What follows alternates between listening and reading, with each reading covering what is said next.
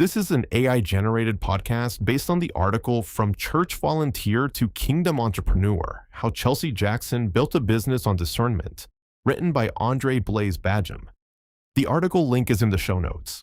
Chelsea, welcome to Kingdom Factor Collective. Really glad to have you here. Thank you so much. I'm really excited to be here and to share what God has been doing. So let's just start at the beginning because honestly, the origin story here is fascinating. It's spring 2020, the world is shutting down, and your pastor reaches out and essentially asks you to take over the church's entire digital presence. You aren't a professional content creator. What was going through your mind in that moment? Honestly, hesitation, like real hesitation. I had some background from nonprofit PR work in college, and I ran my own personal platforms.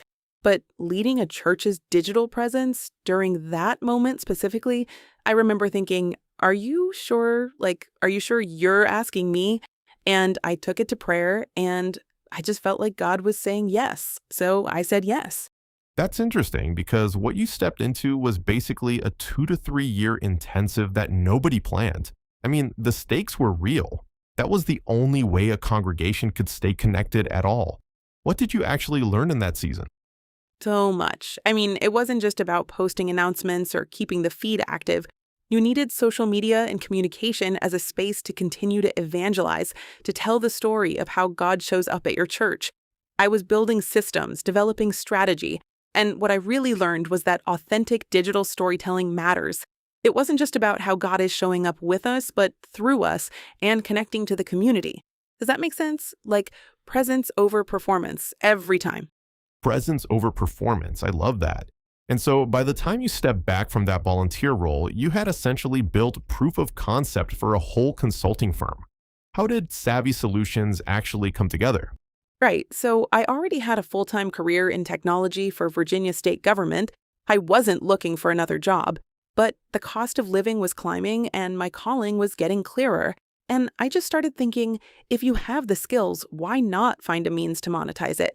And so I launched Savvy Solutions, focused on nonprofits, churches, small businesses, entrepreneurs. But here's what surprised me when I actually started working with clients. Most of them didn't lack motivation. They lacked capital. Hiring a full-time social media manager is just out of reach when you're still building your foundation. So how did that shape your model? It shaped everything. There are so many free tools available that people just don't know how to use. And all it really takes is someone to coach them, walk them through how best to use it so they can take that money and put it back into their business. My whole approach became meet them where they are, equip them to grow, and when they're ready to level up, I'll be there. It's honestly less like a sales funnel and more like a discipleship model.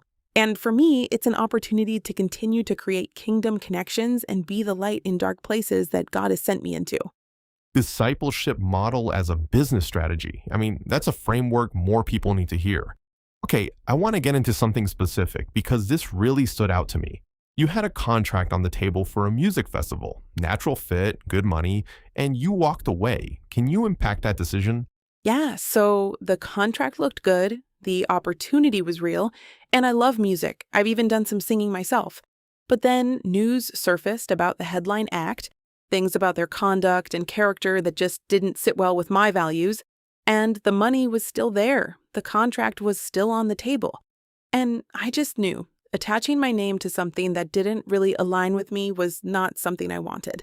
It also would not have been representative of the kingdom for me to participate in that openly. And that came from prayer first, right? Because you've talked about how every decision goes to prayer before anything else. How did that actually work day to day in the business?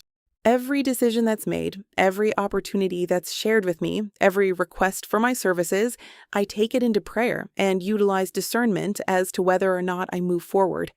And I know from a purely business standpoint that might seem inefficient, but having Savvy Solutions as a side business rather than my primary income gives me the freedom to lead with faith rather than financial pressure.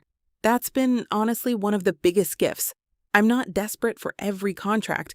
I can actually wait and hear from God.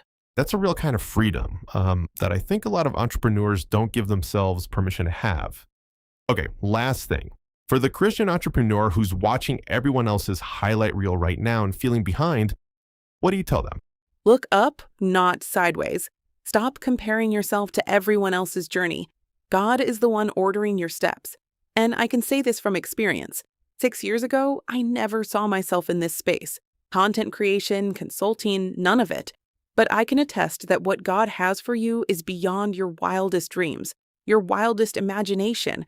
I did not ever see myself here, but God did. Chelsea, this has been such a rich conversation. Thank you for being so open about the real decisions behind building a kingdom business. If people want to connect with you or check out Savvy Solutions, where do they find you?